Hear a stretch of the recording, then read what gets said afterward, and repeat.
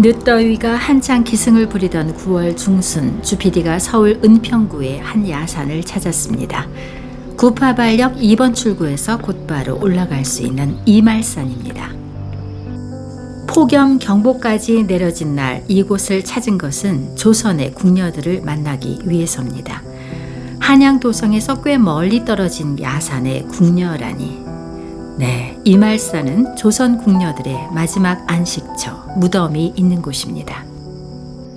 산길을 걷다 보면은 등산로 주변으로 무덤에 세워져 있던 각종 석상을 흔하게 볼 수 있습니다. 세월이 흘러 봉부는 사라졌지만 이런 성물들은 이곳이 일종의 공동묘지였음을 알려주고 있습니다. 2010년 서울시가 조사한 바에 따르면 133m 높이의 야트막한 이말산 일대에 1700여 개의 분묘가 확인됐으니 산 전체가 묘지였다고도 할 수 있겠습니다. 조선에서는 한양도성 심리 밖에다 묘를 쓸 수 있었기에 사대문에서 꽤 떨어진 이곳에 많은 무덤이 조성됐습니다. 산에는 궁녀와 내시를 비롯해 사대부와 역관, 시인 등 다양한 계층의 무덤이 조성됐는데 주PD는 그 중에서 먼저 궁녀들을 만나보려고 합니다. 사극 드라마에 빠지지 않고 등장하는 궁궐의 여인들. 하지만 소수를 제외하고는 이름조차 남기지 못한 조선 왕조의 엑스트라 같은 존재들입니다. 지금 주PD가 온 산을 헤매다시피 하면서 찾고 있는 이가 한 명 있습니다. 이 산에 묻힌 궁녀 중에 유일하게 신원이 확인된 임상궁입니다. 한참을 헤맨 끝에 임상궁의 묘비를 찾았습니다. 상궁, 옥구, 임시, 지묘라는 글씨가 뚜렷합니다. 묘비 뒤로 봉분이 있어야 하지만 사라진 지 오래고 상속으로 보이는 큼지막한 돌이 한편에 놓여 있습니다. 임상궁은 조선 제16대 인조 임금 때 13살에 입궁했습니다.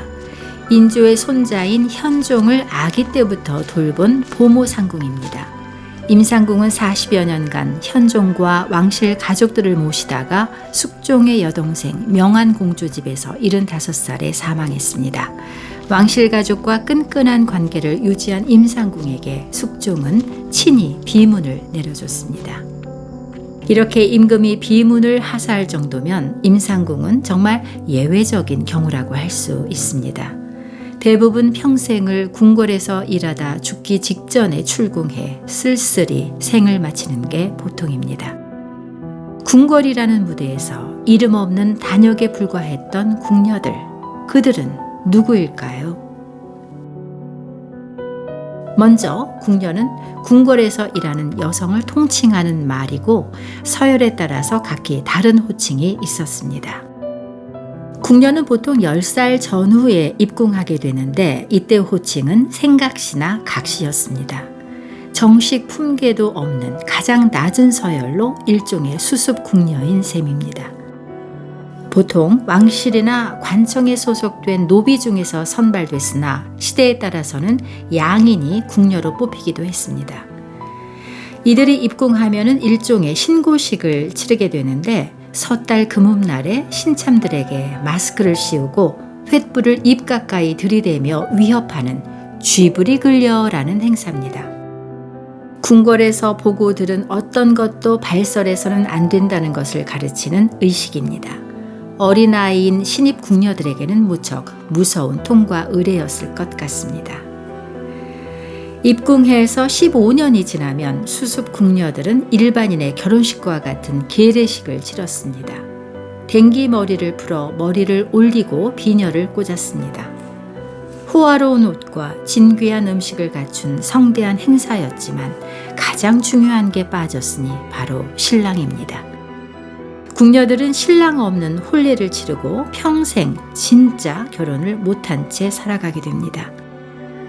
계례식이 끝나면 궁녀는 이제 수습딱지를 떼고 정식 나인이 됩니다. 나인은 종 9품에서 종 5품까지 직급을 부여받고 각자 맡은 업무를 수행했습니다. 궁궐에는 국왕과 세자, 왕자들, 대비, 중전, 후궁, 공주와 옹주 등 수많은 왕실 가족이 있습니다. 이들의 일상생활을 영위할 수 있도록 실무적인 보좌를 하는 사람들이 바로 궁녀들입니다. 의전과 비서 역할을 하는 지밀부터 의복이나 침구를 만드는 침방, 음식을 만드는 소주방, 세수와 목욕을 담당하는 세숫관 등 여러 부서들에 배속돼 보통 주 야간 교대 근무를 했습니다. 이렇게 보면은 궁녀는 드라마에서 흔히 그려지는 것처럼 왕의 눈길을 받기 위해 시기 질투로 시간을 보내는 존재들이 아니었습니다.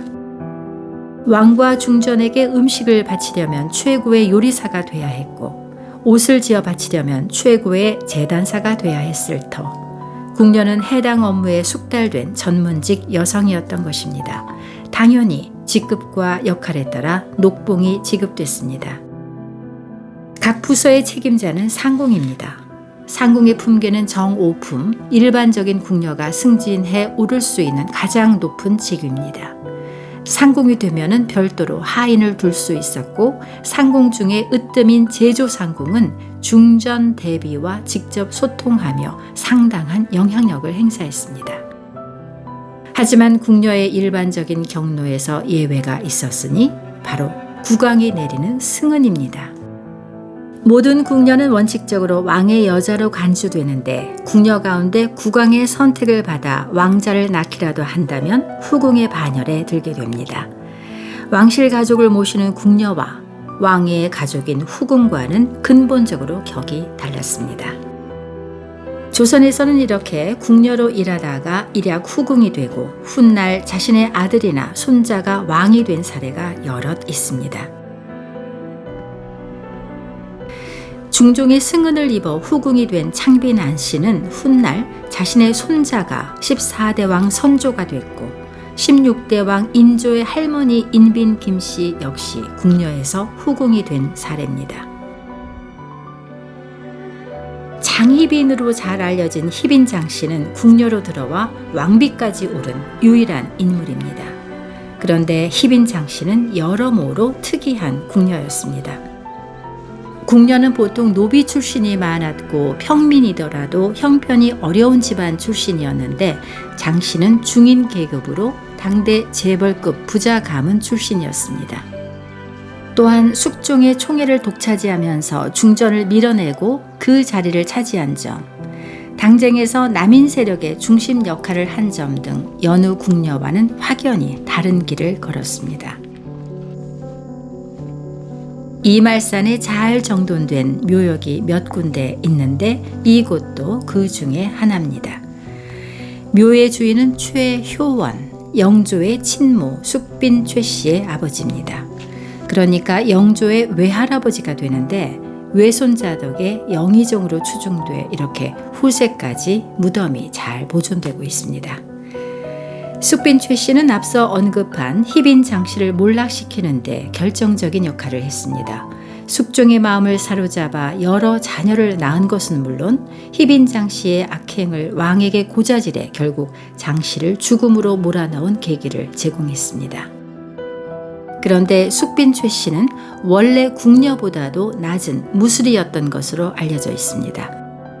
무술인은 보통 상궁의 처소에서 허드렛 일을 하는 하인인데, 왕의 어머니가 됐으니 신분 상승의 끝판왕이라고 할 만합니다. 영조가 평생 어머니의 비천한 신분 때문에 컴플렉스를 갖고 있었다는 것 역시 잘 알려져 있습니다. 궁궐이 돌아가는데 없어서는 안 될 존재였던 궁녀들, 그 수는 얼마나 됐을까요? 기록에 의하면 적게는 300명, 많게는 1000명까지 있었다고 합니다. 궁녀는 한 번 입궁하면 죽을 때가 돼서야 궁궐 밖으로 나갈 수 있었습니다.